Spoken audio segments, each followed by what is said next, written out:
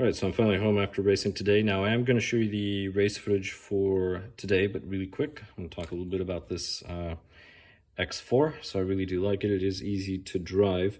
Now for today, the grip was probably, I would say, about medium for what it is. Usually it's low.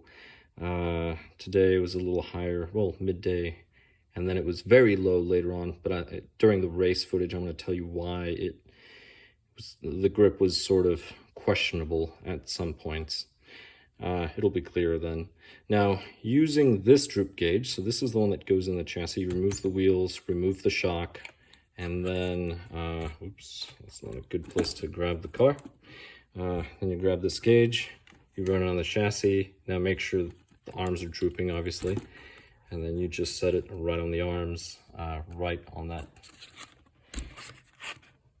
little section on the edge of the arm. This car does need to be clean. And then once you do that, the interesting is the difference between the front and the rear. I actually have the front set at 8. I have the rear set at 6.5. And that seemed to work out for now. Maybe it'll work out for you, maybe not. Keep in mind that it really doesn't matter what setup I have. If you copy the exact same thing, but you drive differently, you're going to get different results. And most importantly, if you have different compound tires. These are 36s, I believe, 36 compound. They're Team Powers. Now, so the height, 5.2 in the front, 5.4. Droop, 8, 6.5. So the higher the number, the less droop you have on the droop. That's the way that works. Now I have 2 degrees all around, and then when you compress the suspension, there's about a 0.2 gain when it's compressed. That's pretty much it. Differential stock, shocks, they're all stock. I am waiting on some 26 springs, right, 2.6. Try those in the rear, see how those do. Now the weights, I have a 7, 7, 7, 7, and a 7 right in there. Now, this car is overweight. It's overweight by 8 grams, partially because of that 7 that I probably don't need, and that duct tape holding the body together, because if you watch the very first race day, I broke the body. So I'm doing that. So if I were to remove that and maybe that tape, actually, I would probably be under the 1320. So right now it's at 1325, but keep in mind that I'm waiting on a shroud for the fan to actually go here so it can cool the motor properly. So I'll probably still be overweight, but that's all right.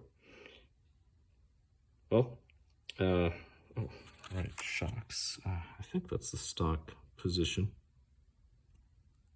Let me show you the front.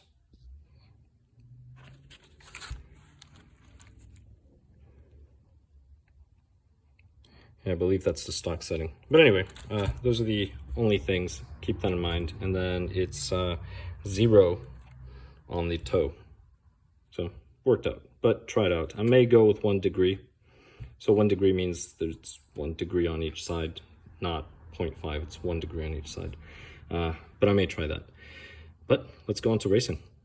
This is Asphalt Wars 2, as well as Series 1 or Summer Series 1 here at Norcal Hobbies. I do recommend this place. It's great. I started off in second place, actually. My buddy's in second right now, so he's that silver car. You'll notice the maple leaf. And then mine, well, I haven't changed the colors.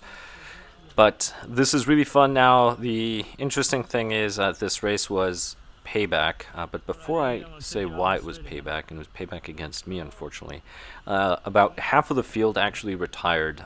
They ended up resigning, so it's just the 4 of us that are racing. And we didn't really ask, because once we got here and realized there was only 4 of us, and the other 4, so if you were to look at the specs, you would see everybody else had a 0. We're thinking, because they had their points from Asphalt Wars 1, we didn't attend 1. Many of them, notice how my friend and I are battling it out. They probably didn't need the points, or realized they weren't going to get higher points, maybe because of how they qualified and our races, so they probably just dropped out. But there I am, chasing my friend now. I actually qualified. There's a major mistake. So one of the things that happened, let me just talk about this first. It actually very lightly drizzled. So today has been a very humid, very hot, humid day, and very hot. If I told you the temperature, some of you would probably laugh at what I consider to be hot. But there's mistake number 2. So there's where I screwed up. Now I'm in last place. I'm in 4th. But that's all right. I just have to make it up. So this is the problem. My qualifier 2, to be honest, was amazing. I had a great qualifier 2. Qualifier 1 was good. Qualifier 2 was definitely my best. But because of this little tiny drizzle, what happened is there was some condensation and moisture on the apex. So on all those zebras, on the red and whites, every single time I came too close, such as there and there, too close, I would just get that moisture on my tires and I would lose traction. So that was the issue. Now I do like the setup of the car. It's something that I actually like. I may make some minor adjustments, such as in the droop, the height. I think I'm going to keep the height the way it is and everything else the way it is for now, and just get used to driving it, and then later on maybe make some changes. Such as the belts. I am planning on going into the low friction belts. But here we go. I just caught up to my friend and now I'm stuck. So as you can see, I can make up some time, and I actually qualified in front of him, and this is why I say it's payback, and it's payback from VTA, because I qualified before him. Now he's ahead, and he's ahead for marginal lead. Spoiler, he is going to beat me.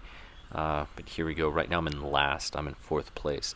Now VTA was the opposite. He actually qualified 8 right off the bat. Now I got hit. There we go. But he made it right. He waited for me. So he's, swell guy. He knows what to do. The orange car. And things like that happen. So, right. Just relax. Keep on driving. Keep having fun. But back to VTA. VTA, he qualified for the A main right off the bat. He was in 8th position. And I had to go into B main and fight my way to one of the last 2 positions, either 9 or 10. So I ended up getting the 10th position. And I'm not going to tell you the result, but like I said, this was payback. And, well, you can already guess what happened. Although VTA was a far more exciting race than this one, although this one I liked as well. But the moisture, VTA was first, this was second, and this is where we ended up getting that moisture. We're still going to race. It's not like it's thunder, or there's thunder and lightning, but my mistakes were actually getting way too close to this apex and then getting that moisture on the tires and then just losing traction, losing the car, just like you saw. And those 3 mistakes, those are the ones that made all the difference, really. But I am just trying to catch up to my friend. So he is going to get 2nd place. I'm going to end up getting 3rd place, so at least I'm not 4th. I did podium, but my buddy got his payback. He got his payback from VTA, and, well, just based on that, you know what happened, but it was very, very exciting. It wasn't much of a difference. So traction conditions are very important, and notice how every time I touch the apex, I would just lose traction. Something would happen. So that's something else. Really try to avoid those surfaces. You shouldn't be driving on them. But this is the last lap, so he did get 2nd. I got 3rd. Thank you very much for watching. I hope this was exciting or entertaining. Please watch VTA, and I'll catch you in the next one.